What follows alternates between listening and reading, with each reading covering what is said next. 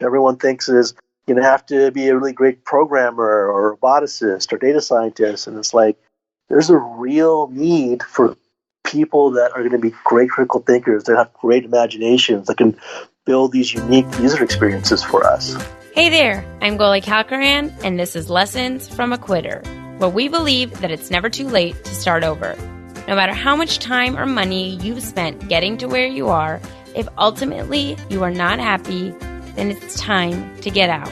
If you're feeling stuck and you feel like there's gotta be more, there's gotta be a way to feel fulfilled and excited about what you do, then this is the podcast for you.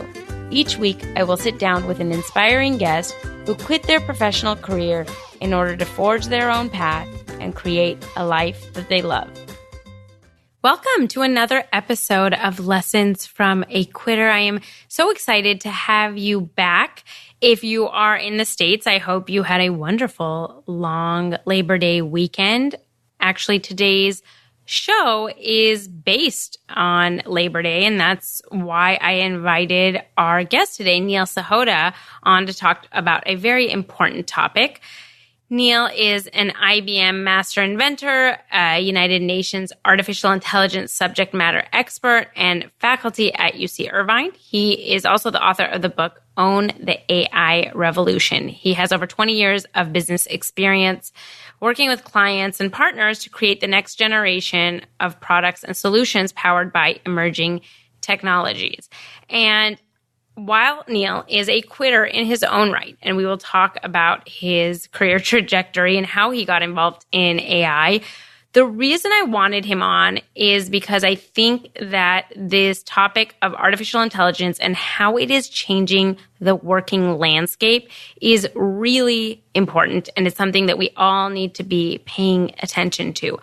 As you will probably notice if you're a listener of the show, a lot of our guests are doing things now that didn't exist as careers like 5 or 10 years ago. Everything you see with like social media manager or an online educator or whatever the case may be, those are wholesale new industries. And those changes are accelerating at a very fast pace. And most people, tend to focus, I think the media tends to focus on all of the negatives that can come about by these changes of technology. And a lot of people are rightfully worried that their industries might even be eliminated or disrupted to such an extent that they will no longer have careers. And while that is something that we need to be paying attention to for sure, I think that it really calls into this question of security and what that means. Why I wanted Neil on is because I think his book does an incredible job to show all of the amazing things that can happen with these technologies and really show that it is happening faster than we even know that it's happening. And it's time to pay attention to it and see how we can utilize it for ourselves and disrupt our own industries or understand what kind of careers are on the horizon and how can we use our skills to, either rework our skills so that we can be in those industries, or how can we, just come up in a new profession. And I know we like to bury our head in the sand and not think that it's going to change our job, or we like to be pessimistic. It's just kind of human nature to focus on the negative. And we'll talk to Neil about that. But I think there is so much opportunity, and a lot of people like to look at it's too late to start a blog or to do a podcast, which is already ridiculous. But when you're aware of this stuff, you see all these people that are now making great livings off of Instagram or off of YouTube. There are other technologies that are going to come about. And when you're paying attention to what that is and how you could maybe be a part of it, then you have a chance to really create a career or life or business that you want. So I think it's a really important topic, and I think he's just the person to help us figure out what we should be doing with all of these emerging technologies and how we can better prepare ourselves for the working landscape in the future. So without further ado, let's jump in and talk to Neil. Hi, Neil. Thank you so much for joining me today. Thanks, Gully, for having me on. I'm excited to be here. I am so excited to have you. This is a little bit different than what we typically do. We typically only focus on our guest's personal journey, but I'm so excited to kind of go into bigger topics about AI and how it's affecting the workplace and all this other juicy information. But before we get into that, why don't we start, and can you give us a little bit of background about your start with AI and how you kind of came about to be this expert in this field? Sure. I will say that it all happened by accident. Wasn't planning to do this. I've always been the kind of guy that when it comes to problem solving, I don't want to just solve the problem at hand. I want to try and solve it more generally. So solve for a lot of different cases. And because of that, my work at IBM, I wound up developing a lot of patents and other types of intellectual property. And I, was trying to turn that into a product when I got a call from, IBM R&D asking about some of my work. And next thing I know, I'm working on a, wink, wink, secret project called Watson. And so I was part of the Watson group before there officially was a Watson group. Wow. And how long were you at IBM in total? I was at IBM for 12 years. Oh, wow. And so what's your background and what was your degree and what kind of work were you typically doing before you started working on Watson? Good question. So I actually have a degree in computer science and political science, as well as an MBA. And I spent a good chunk of my career working as a management consultant. Wow. So working with global Fortune 500 companies on their business strategy, where the new markets are, what the future is going to be like, where they have to be trained in, as well as on my own personal interest, actually working with a lot of entrepreneurs, being very active in the startup ecosystem. Because when I actually graduated from college, I was part of a startup, and we made every mistake you could possibly make. So I knew how important it is to have mentor and advisor on that side. So I kind of got to see both sides of the house, right. The big companies and small companies. Wow, what amazing skills to pick up from completely different types of companies. And so you go from kind of the management consultant field. And so when you started working on Watson, were you working more in a business management side, or were you working on actual engineering of it, the science behind it? What was kind of your role with Watson? Part of it was kind of the science behind it, and part of it was the business management side. All right. I mean, at the end of the day, Watson, AI, or technology in general, it's a tool. Right. And it's all about how we use the tool. And it doesn't do us any good if we don't teach people what the tool can do and how it can be used. Absolutely. And how did that lead you, or I don't know whether that did, or what led you to becoming an advisor to the UN on AI? That seems like a very cool gig. I don't know. How does one get that?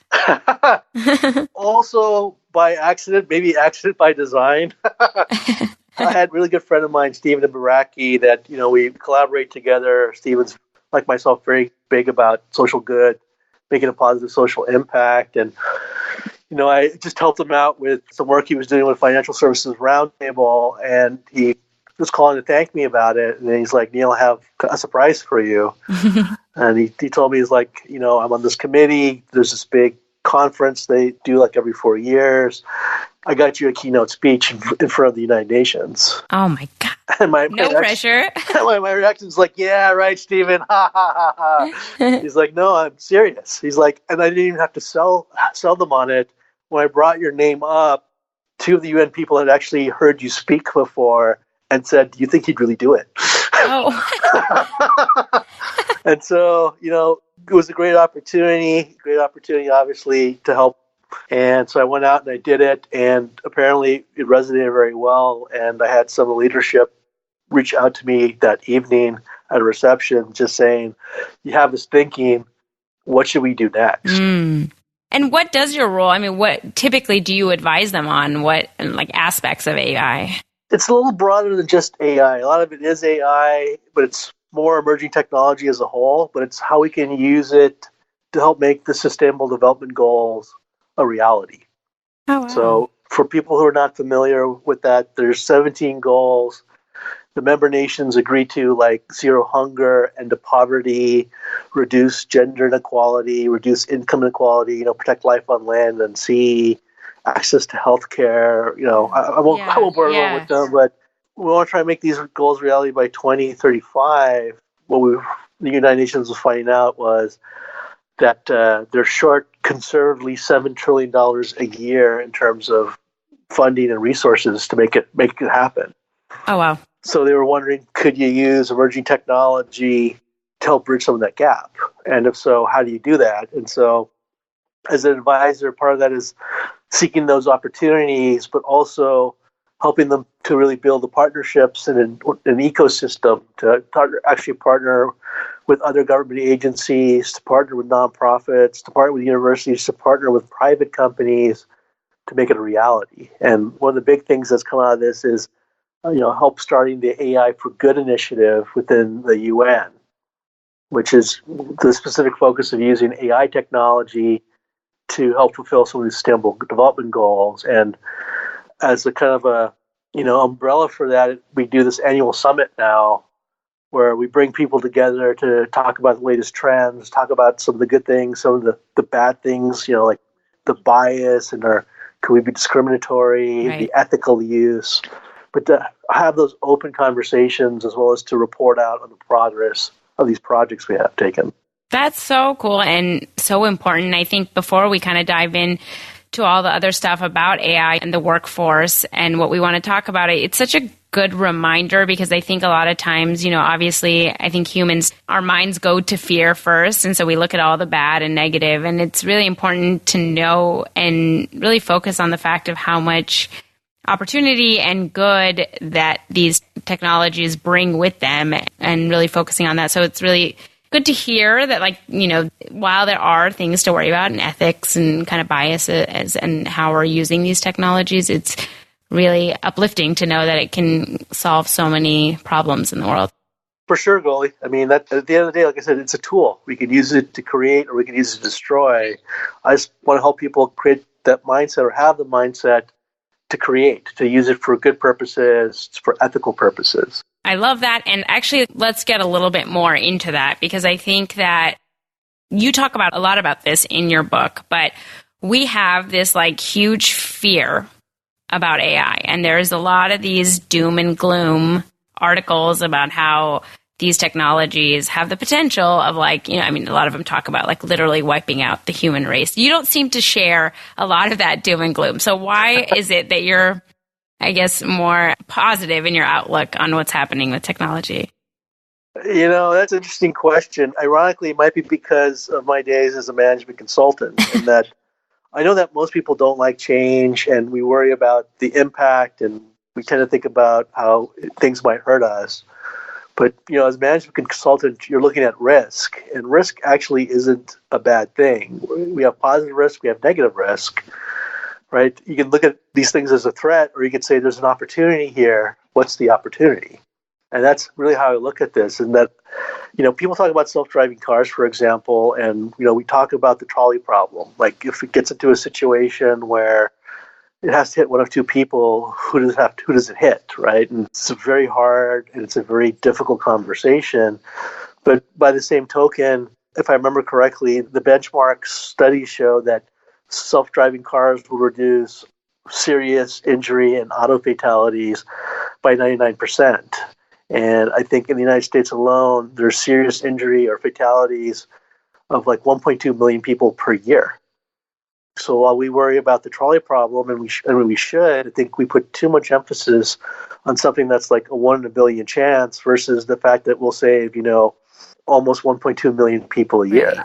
Right. I love that. Actually, in your book, one of the things I really appreciated that you took the time to kind of flesh out, and I know I'm not going to say this correctly. I think it's the title of chapter 9. I'm going to try to say it, but metathesiophobia. I don't know if I said that right, but it's just the fear of change.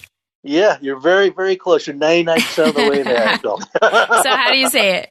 Metatheliopia. Okay. So it's the fear of change. And I love the examples that you gave that every time there's, in every generation, there's new technology and there's always this fear that it's going to ruin us. And one of my favorites is going back to Gutenberg's printing press in the 1400s. And you were saying, people were talking about how printed books will never be the equivalent to like handwritten codices by scribes because like, that requires more diligence. And now looking back at that, like it's laughable to think that, we'd be handwriting these books. Like, of course, printed press is to our benefit, but there is always this fear before it comes about that this is going to change our way of life. So it has to be bad. Oh, well, we all have our comfort zones, right? We get used to things being a certain way. It's much like people thought tractors would be the end of farmers, or there was actually a time where people thought that toothpaste and brushing your teeth was bad. Right? Yeah. It's when we introduce these types of changes, particularly when it makes us make a change in our lives, it's always difficult. And then I totally understand that. I struggle with it myself. But I think a lot of it is just how do we look at these things? Mm-hmm. If we can say, look, there's some downside and there's some upside, what's the balance of that out? Is that a net good or a net bad? Right. Right. I think that's what we need to train ourselves to do with all these things, as well as, again, let's instill the mindset and say, yeah, unfortunately, some of this technology like AI can be weaponized, but it can also be used for a lot of good. I completely agree. But what you're saying, so looking at like a net positive or the net negative. So while there are a lot of maybe unfounded fears, obviously it's clear that the fear that AI and these emerging technologies are really going to shift our workforce and how, they may displace a large percentage of workers. And so that fear is real. And so how do we deal with that? Like, how do we deal with the fact that maybe large industries are just going to go away? Well, that's a great question, Goli. That's not an easy answer for people, right? Yeah. There's going to be some jobs that we're going to lose. There'll be some new jobs that get created that we don't quite know what they will be today. There'll be opportunities for people that the jobs they have today that they'll be asked to do actually more complex work or value-add work, which might be a great thing.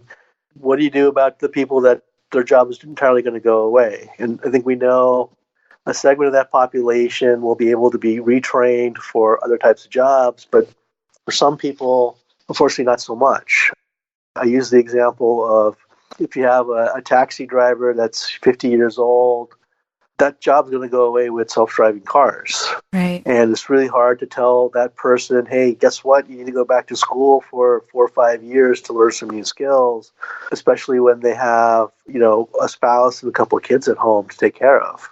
Unfortunately, there's no easy answer to that. I know we talk about universal basic income or UBI, but the one big thing is that the longer we wait to make some of these changes, to try and start retraining some of the workforce, the more people that are going to fall into that bucket. And I don't know if you agree with this, maybe this might just be my ignorance with past technologies, but one of the problems is that, back in the day, sure, like let's say with the Industrial Revolution or with the invention of tractors and stuff, like farming changed, but the technology, it was kind of slow developments. And so I think there was more time to, I don't know, like people naturally went into different fields. Whereas it seems like the rate of change in the last 10 or 20 years is so fast. And that, like, you honestly, I don't know, for me, I feel like who knows what's going to happen in the next 10 years, like how quickly things move. And I think a lot of times that makes people really unprepared because a whole industry is kind of like disappear within a year. It's not like it takes that long. Well, you're right. I think change is happening faster and faster, and technology is fueling that. Right. People always ask me, what do you think the world will be like in 10 years? I tell them, I really don't know. Yeah. Right? It's too hard to predict. You go back 10 years from today, nobody would have guessed that Uber and Bitcoin would be like, the normal thing going on. Yeah. Right? I mean, there were no Uber drivers 10 years ago, for example. And I think that's the challenge in that as we keep progressing technologically, I think that change is going to happen faster and faster. Our runway, our ability to pivot is just shrinking. And it's almost like, I think the old adage was, adapt and overcome. Now it's like you have to be constantly adapting. And I think, again, that's a new way of thinking, a new mindset for all of us, that if we all just want this is more than just surviving, but the ability to thrive, it's going to require us to be able to do that. That about lifelong learning, it's like we should be constantly learning. Absolutely. I think that has been a huge shift now with online learning and stuff. There is more of an, I don't know, not whether we've accepted it or not, but I think it has become more commonplace that you constantly have to work more on like learning and developing yourself, and technological advances are fueling that because you have to keep up. Even if it's not for work, it's like just using technology on your own phone or computer, being able to kind of function in today's world requires us to constantly be keeping up with it. But what I do like that you mentioned, even with Uber drivers, you previously mentioned it, and you talk more about it in the book that I love, is like a lot of times what we don't realize because we focus so much on the fact that there are industries that are going away. It's like whole new industries have been created in the last 10 years. Like nobody ever knew before what like a social media manager was, or like these softwares that, make automatic posting for Instagram. I mean, people are making billions of dollars on technologies that have come out in the last 10 years. And so it's a matter of like the way you look at it. And it's kind of really, like you were saying, being adaptable to what is happening and figuring out how you can change with it. Absolutely. And I know that a lot of people are wondering, like, well, then what's the future of work and what should I be doing? And I think the honest answer is we don't fully know yet, but we have a unique opportunity in that we can define what it is. We don't have to wait for someone to tell us. We ourselves can define what that can be. How so? I think this is the opportunity for us to seek those opportunities to see a different way of doing something, or as things start springing up, identify the gap and try and fill it. Mentioned like social media and social media manager. Today we live in a world of what we call influencer marketing, right? We didn't have that even like 8 years ago, where, regular people like you and I, or you and me, I guess, can actually go out and, through our building up our followers and our posts or content, actually promote ideas, promote products. And you'll see more and more of the companies, the brands now leveraging that. It's no longer a domain of just like celebrities. Right. You don't have to worry about getting the Kardashians or LeBron James. They're actually looking for the people that have 5,000, 10,000 followers, because they know if that person recommends my product or my service, probably 50, 60% of their followers are going to go check it out. And you see people who've seen that opportunity in the last couple of years starting to now build out their own personal brand and cash in on it. And I think that's a good example of the ability to define the future of work. Everyone thinks that I got to wait to be told, or it's going to be a lot of tech stuff, a lot of engineering things.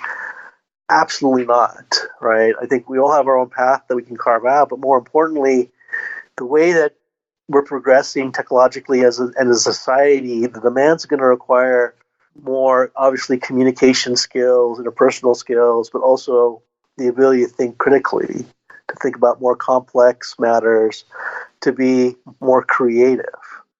You talk about like the trolley problem with the self-driving car. That's a thought exercise, right? Right. Which I think we're going to need a lot of people that are going to have good skills in not just, communication, but as well as philosophy and the arts. And we don't really talk about that much. Everyone thinks you're going to have to be a really great programmer or roboticist or data scientist. And it's like, there's a real need for people that are going to be great critical thinkers, that have great imaginations, that can build these unique user experiences for us. Yeah, that's such a great point, and I'm so glad you raised it, because one of the themes that comes up constantly on this podcast, and one of the reasons I even made this podcast, was this proverbial shake people out of their cubicles to kind of see, while we can look at the scary, you can also look at how much opportunity there is, and how much now with the internet and like you were saying with social media and stuff, how many things you can do your own way, kind of thinking outside the box and create.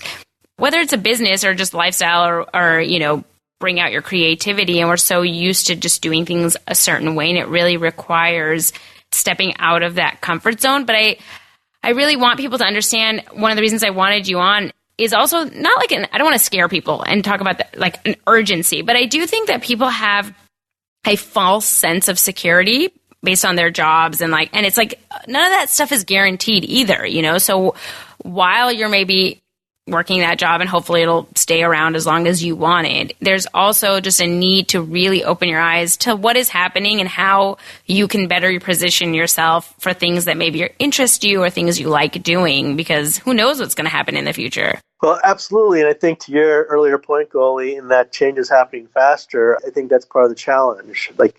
We've been talking about self-driving cars a little bit. I still talk to people today that say, well, yeah, it's going to happen, but it's like 15 years down the road, right? And it's like, yeah, no, it's probably like 2 or 3 years down the road. Right. Singapore is already using self-driving buses and taxis. Wow. I heard the California legislature is planning to make self-driving vehicles legal on the freeways sometime this year. I know that Ford is releasing a self-driving car, no brakes, no accelerator, no steering wheel. They're planning to release that in 2021. Wow. So it's happening. It's like this is not the future. It's really the present, and right. You don't have 15 years to figure something out. You're lucky if you have 2. Right, exactly. And actually, one thing that leads to, and I think in your book, which surprised me, is that a lot of times I think people write it off because they think it's going to disrupt low-skilled jobs or jobs that don't affect, like it's going to be, truck drivers. That doesn't affect me. I'm a lawyer or I'm, an accountant. It doesn't matter for me. But one of the really interesting that you talk about in your book, and I'd love your opinion on, is like talking about how AI is really going to even disrupt creative fields, not even just like high-skilled or a white-collar jobs like lawyers and accountants, but even creativity, which we don't normally associate with AI. Can you talk a little bit about that? Yeah, I would be happy to. It's interesting because we always talk about could a machine like create art? And there's a great example of an AI named Benjamin that wrote a film script. It's like a short film. And the main character from Silicon Valley, I think his name is Thomas Middleton, actually starred, produced, and directed in it. And it's called Sunspring. And I think they posted it to YouTube. But I think it premiered at the Toronto Film Festival or London Film Festival. And it got rave reviews. But it was basically a film script written by an AI. That's and crazy. People were kind of shocked, like, how could it do that? Yeah. And we hear about, there's that AI that is doing paintings, like creating paintings, and I think its first one sold for like $435,000 at a Christie's auction, and my God. Now we're seeing some AI that are doing sculpting, they're writing songs, and people were like, oh my God, what does this mean for us? Are we losing our place in the world? And I said, I wouldn't be too worried. I really believe that if we can commoditize something, you could teach a machine. So like in the case of Benjamin, if I remember right, there's like basically 12 archetypes for movies, like basically 12 structures. You can teach that to a machine, right? And you can teach a machine how to things about characters and dialogue, and it can, try and put that together. But no one's figured out how to teach a machine how to imagine, right? Could it come up with like an inspired, creative thought that we've never thought of, we haven't seen? It has the ability to look upon millions and millions of variables and detect that hidden connection that we couldn't find. But, this whole like original thought, haven't seen that yet. And a lot of people speculate we may never be able to do that because that requires, generalized intelligence, which right now we don't know how to do that. And so when you were saying, I know taking it to like the creative, like arts and stuff, but right now, are people utilizing AI now to kind of disrupt maybe industries that, not that I don't know if we wouldn't think about it, but like, for instance, like a law or accounting, or I know they are in medicine, obviously, but just in other things, is this kind of already like it's happening everywhere, or is it just the beginning of this process? That's a good question. It depends on the industry. Some industries are much further along, like healthcare and marketing. They've really embraced or started using it a while ago. Like, IBM Watson was applied into healthcare 8 years ago. Right. Right. A lot of the marketing, you see all this wave of digital marketing and individual targeting. A lot of that uses machine learning or AI tools to do that. But you look at the flip side, like law. You mentioned law. They're much slower to change and adapt. Mm-hmm. And so for them, it's the very early frontier on a lot of this. The thing with some of these industries like law is for them, the change is slow, often because nothing is really broken, right? The firms are doing well. They're still making good money. There's some client pressure on costs, right? But because nobody sees anything broken, there's not much incentive to innovate, right? And it's those few people that know the legal space, that have that entrepreneurial mindset, that are the pioneers now. Like one of the companies I interviewed in my book was Legalmation, and it was 3 lawyers with zero technical knowledge. And they just knew that there's a lot of inefficiencies in the system, and they're wondering, could they solve one of those with AI? And they, talking with them, working with them, they actually figured out things around discovery information and deposition questions and interrogatories and reading through legal documents, that they created their own version of like an associate lawyer to do some of that work. And now they can do the work of, what might normally take 10 to 12 hours of a human associate lawyer, they can do in 2 minutes. Oh my goodness. It's incredible. I thought that this is great. We'll take it to the firms. Everybody will want it. A lot of law firms were not interested, right? They're like, why would this be good for me? Because now I can't bill, 10 hours, right? And they quickly learned that the law firms weren't quite ready to adapt. And so they got smart and they took it to companies, right? One of the first companies they went to was Walmart, and Walmart did a pilot, loved it. And Walmart then mandated that all their outside counsel has to use their tool. Oh, wow. Yeah, that's how they were able to break into the market. They not only kind of disrupted the way the work is done, they disrupted the structure and how the market works. Interesting. And how did they, or how would you advise maybe somebody that is in an industry that's ripe for disruption or that they want to disrupt? And you were saying that these guys at Legalmation didn't have any tech background. How does one get started in utilizing AI, or even like figuring out how AI can help their industry? Well, that's a great and common question. And this is not just the purview of technologists. And you can't wait for a smart tech guy to tell you what to do, because in some cases they'll never know. Like law is very specialized, right? It all starts with just a problem or an opportunity you see. When talking with these guys, a couple of years ago when they were thinking about these things, I just said, what's a major pain point? What's something that's inefficient or people don't like to do or just seems tedious? And say, given the capabilities of like AI, could you do something? And so it all starts with problem in the right domain experience. And this is what I call my, Neil's magic formula. Your first step is really define the problem, understand what's behind it, really understand the domain space about what could be done, not be done, and that creates your opportunity. Then you take the opportunity, then you partner with the smart technical people, which is what Legalmation did, and that's going to give you your solution. We talk a lot about that on the podcast, where, again, people that I think are maybe unhappy in their traditional roles and want a change, they're in the best position to see the new opportunities in that field, because you were saying, it's a specialized knowledge. I see this all the time now with law. It's, again, very slow moving, but there are people that are now starting to really see the opportunity in providing legal services, let's say for online entrepreneurs, like for influencers, because this was never kind of around before. And so there's always this new opportunity. And taking that one step further, like you were just saying, I mean, you're in that position to know that field. And so if you realize that the way of the future is this technology and is AI, like figuring out how you can marry the two is really a recipe for success. Well, absolutely. I think that's why I get the fear and I get the concerns, and they need to be addressed. But if you can overcome those, that's when you start thinking about, okay, wait a second, what can I actually do? What are those opportunities? Absolutely. I love one last thing about, in the workplace that you talked about that I've tried to articulate, and I feel like I couldn't have done it better. And it was such a great point.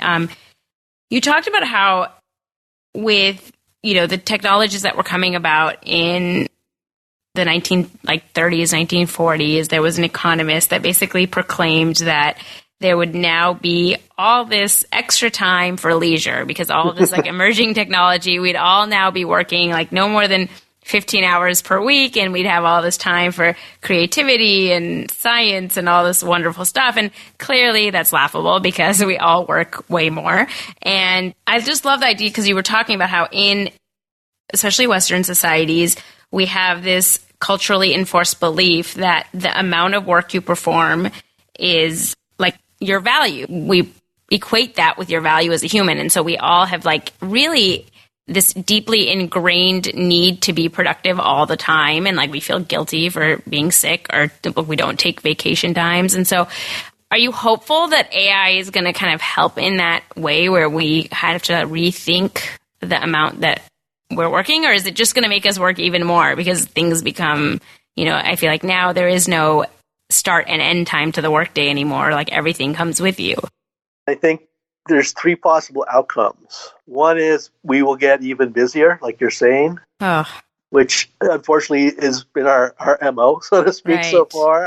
I really hope that's not the case. The flip side, and this is one of my big fears, is that we might free up so much time, but are we going to actually use that to work or not? Or we've never had so much entertainment before.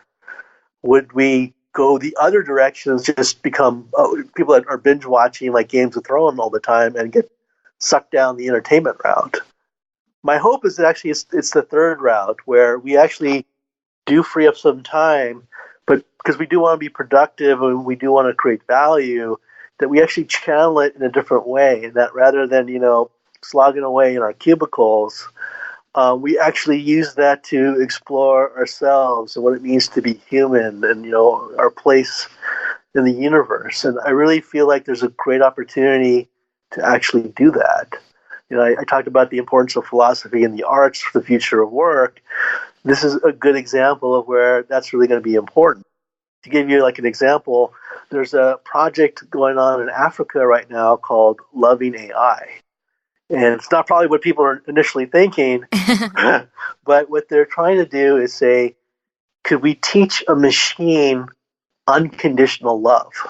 Oh, interesting. And the thinking behind that is, could we create a companion that would just love us unconditionally? Could we actually teach a machine something like that? And you think about, loneliness is the most common mental illness in the world, and, giving caretakers for elderly and all these things. And there's a lot of good that come out of it. But in trying to do this, they've learned things like, well, what is love then? How do you define love? And how do you teach that to a machine? And then what's unconditional love? And why is that different than just love? And what are the different forms of love? And how do you express unconditional love? And right? And it's become a really deep kind of philosophical and psychological exercise. And the people who are working on it says they actually feel more in tune in what it means to be human as a result of that. Right. And I think we have this grand opportunity with technology like AI to actually explore ourselves and become perhaps even more human. I love that. And I really do hope that that's what it spurs, because I think just through this minimal experiment that I've done through this podcast and through my own personal journey, it's really interesting how many things we take as like truths that are just made up. It's just things that we've made up for the workforce. Or I think this is a big key in it. This comes down to the crux of like, what is our value as a human and what do we have to be doing? And I think it's overdue for a time where we kind of start questioning, like, why do I feel like I have to be productive all the time? Like, why do I feel that my worth is tied to either how much money I make or what I can contribute? And, and having these kind of existential questions and really just starting to realize like how much all of this was man-made and how much we can maybe change it. I mean, I am hopeful that it will do that. I don't know. I'm a little bit skeptical because I think with the advent of social media and every technology, it seems like we just go down the rabbit hole of just being consumed more instead of actually taking a step back and asking these questions. But I'm hopeful. Well, that's good. That's all we're going to do. We've got to be optimistic, right? Right. Absolutely. Okay. Well, I can't let you go without asking one last question that you mentioned in your book. You said that, as a disclosure, that you're quote unquote augmented by technological wearables or implants, and that you're part of a think tank in which augmented humans participate. So what does that mean? Are you the bionic man? What are we talking about here? No, I wish, I definitely wouldn't mind being a cyborg. But it's really more about the use of data, right? Okay. Data is the fuel for AI. And it's funny, like, some people, like my mom, are like, you're working on artificial intelligence. Why don't you work on real intelligence? But, we all do things to try and make ourselves better. And, you can think about like Google Glass, and like I meet so many people, it's hard for me to remember people's name. I wouldn't mind having a Google Glass to help me do that, for example, right? But I think there's little pieces of technology we all are all using today that help us kind of overcome some of our own personal gaps. And that's what it really means to be a quote-unquote augmented human. Got it. Well, Neil, this has been very insightful and informative. Thank you so much. Where can people find you if they want to follow along with the stuff that you do, or maybe reach out? Well, they can follow me on LinkedIn or Twitter. My Twitter handle is @Neil_Sahota. Or they can go to my website, which is neilsahota.com. Learn more about me. You can message me. Or if you want to get in touch and talk about something deeper, feel free to do that. Wonderful. I will link to all that. And I will also link to your book, Own the AI Revolution, which I think everybody should get because it is really not just fascinating, very informative. And I think we all need to educate ourselves about what is happening very quickly in the near future. So thank you, Neil, again for being here with us today. Hey, my pleasure, Goldie. Thank you for having me on. How interesting was that episode with Neil? Here are my 3 takeaways. 1, the emergence of AI and similar technologies is not happening in 10 or 15 years. It's happening now. So start learning about it. 2, the skills that you already have in the fields that you're already in are ripe for disruption, and you're in the best position to do it. So stop waiting for someone to come and tell you how to do it. You have to start thinking about how you can make that change. And 3, listen, we're always afraid of change. It happens in every generation. You can either be afraid or you can embrace it, and you can start figuring out how to position yourself to benefit from that change. I hope you liked this episode. If you did, please leave us a review, and we will see you next week. Thank you so much for listening. I can't tell you how much it means to me. If you liked the podcast, please rate and review us on iTunes. It'll help other people find the show. If you want to connect or reach out, follow along on Instagram and Facebook @Lessons from a Quitter, and on Twitter @Quitter Podcast. I would love to hear from you guys, and I'll see you on the next episode.